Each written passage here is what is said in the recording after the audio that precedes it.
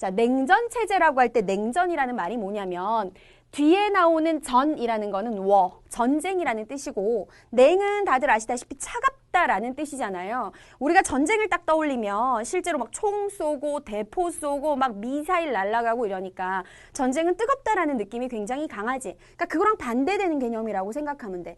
총 쏘고 미사일 쏘는 진짜 전쟁은 아닌데 이게 전쟁과 거의 버금갈 정도로 대립 구도와 긴장이 너무 심한 거지.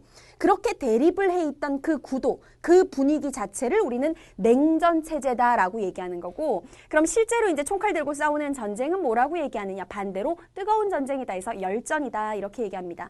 자, 냉전 체제가 어떻게 해서 형성이 되게 되었느냐? 2차 세계대전이 막 일어나고 있을 당시에 이 공산주의의 대표 국가인 소련이요. 유럽 쪽의 동부 지역, 그러니까 동유럽에 점점점 영향력을 강화해 가기 시작하거든. 그러면서 2차 세계대전이 끝나고 나서 동유럽 지역에서 어떤 국가들이 수립이 되냐면 공산주의를 바탕으로 한 공산주의 정권, 그러니까 공산주의 정부들이 수립되기 시작해요. 공산주의를 바탕으로 한 나라들이 점점 늘어나기 시작하는 거죠.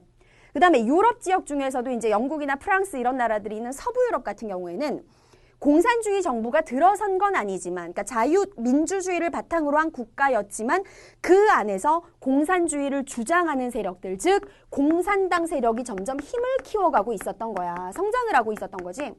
그러자 자유주의, 그러니까 자본주의 쪽이죠. 자본주의 쪽에서 가장 이제 대표 국가의 역할을 했던 미국이 야, 이러다가 유럽 전체가 공산주의에 휘말릴 수가 있겠다 해서 뭔가 이거를 차단해야 되겠다는 생각을 합니다.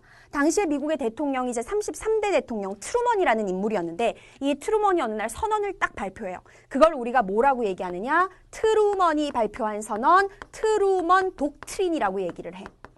이 트루먼이 발표한 트루먼 독트린의 핵심 내용이 뭐냐면 이런 거예요. 이따가 다시 볼 텐데 전 세계 국가들은 이제 두 개 중에 하나를 무조건 선택을 해야 된다.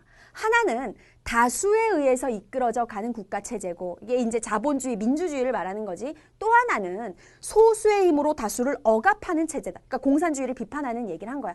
둘 중에 하나를 선택해야 되고 우리 미국은 자유주의 진영을 선택하는 국가를 열심히 지원할 것이다. 이런 식의 발표를 딱 해버린 거야. 전 세계에서 가장 잘 나가던 국가 미국이 전 세계는 이제 공산주의 아니면 자본주의다 라고 말을 해버린 거잖아요. 이 발표를 계기로 해서 그때부터 전 세계적으로 자본주의 세력과 공산주의 세력의 대립이 극렬하게 시작이 되죠. 이것이 바로 무엇의 시작이다? 냉전 체제의 시작이었다라는 겁니다. 자, 그러면 미국이 이제 말만 하고 끝냈을까? 당연히 아니겠지. 자본주의 세력을 지구상에서 확장시켜가기 위해서 여러 가지 기구들을 만들기 시작해요. 자, 그 이야기 한번 이어가 보도록 할게요. 먼저 자본주의 진영을 살펴보고 이에 대응하는 공산주의 진영을 살펴보겠습니다. 자본주의 진영은 방금 말했다시피 누가 주도하고 있었다? 미국이 대장이에요. 이제 미국 밑으로 줄 서는 거야. 자, 정치적으로는 무슨 선언을 바탕으로 하고 있었어? 방금 말했다시피 트루먼이 발표한 트루먼 독트린을 바탕으로 하고 있었고, 그 다음에 두 번째, 경제적으로 자 지금 이 모든 문제가 시작된 게 유럽에서 공산주의가 성장하면서였잖아. 그러니까 서유럽 지역은 공산주의 국가가 들어선 건 아니지만 공산당이라는 정치 세력이 커지고 있다 그랬잖아. 이걸 차단하기 위해서 미국이 우리가 서유럽 지역에 지금 이제 전쟁 때문에 폐허가 된 지역이 많으니 경제적으로 원조해주겠다라는 계획을 발표해. 그 계획을 뭐라고 얘기하느냐? 마셜 계획이다라고 얘기합니다. 마셜 계획은 뭐라고 생각하면 되냐면 미국이 서유럽 지역에 경제적으로 원조 지원을 해주는 계획을 말하는구나. 이렇게 생각하면 되고. 자, 그 다음에 전쟁은 이제 끝났지만 또다시 자본주의와 공산주의 사이에서 언제 전쟁이 터질지 모르잖아요. 그러면은 자본주의 국가들끼리 군사적으로 뭉칠 수 있는 기구를 만들어야 되겠죠. 그래서 자본주의 진영에서 만든 군사동맹체제가 있어요. 그 군사동맹체제를 우리는 북대서양 조약기구다라고 얘기를 합니다. 자, 자본주의 진영의 세력들 이렇게 살펴봤고 이번에는 이에 맞서는 공산주의 진영의 세력구도 한번 살펴보도록 할게요.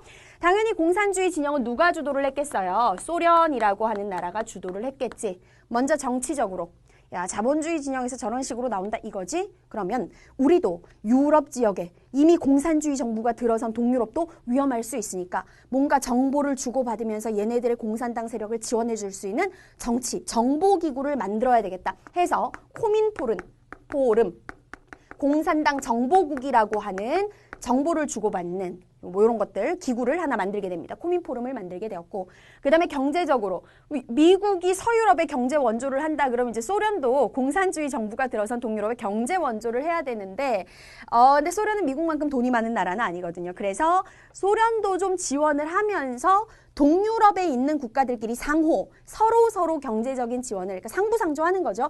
해줄 수 있는 경제기구를 하나 만들어요. 그것의 이름이 바로 무엇이냐? 코메콘. 동유럽 경제 상호 원조 회의라고 하는 기구를 만들게 됩니다. 자, 마지막으로 얘네들이 군사기구 만들었으니까 공산주의 진영도 군사동맹을 하나 체결해야 되겠죠? 공산주의 진영의 군사동맹의 명칭은 바르샤바 조약기구라고 하는 거였어요. 자, 이렇게 자본주의 진영과 공산주의 진영의 대립이 점점 더 거세어져 가는 분위기였다. 그래서 얘네들이 이제 대장이 돼가지고 점점 대립을 조장하고 있잖아요. 대립을 추구하고 있는 분위기잖아. 그러니까 사건, 사고가 자꾸 터지는 거야. 자, 그 이야기 이어서 갑니다. 2번.